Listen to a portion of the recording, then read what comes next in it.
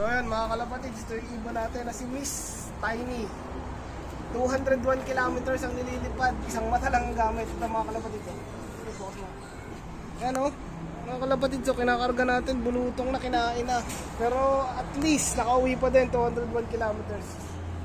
Mga kalapatid. So, bali ito yung ibon natin na ikinakarga natin dati na 2 months old. Sumula natin, sinampa natin.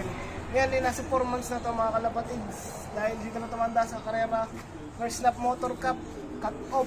Pero okay lang dahil inilaban ni Tiny ang pag-uwi. Kahit isang mata lang ang gamit mga kalapatid. So wala na rin ako inaasahan kung uuwi pa si Miss Tiny. Dahil yun na nga, bulag nga din ang isang mata.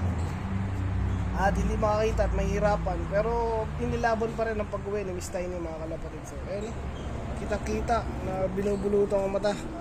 So ngayon, titingnan natin kung decision natin kung ikakarga pa natin siya ng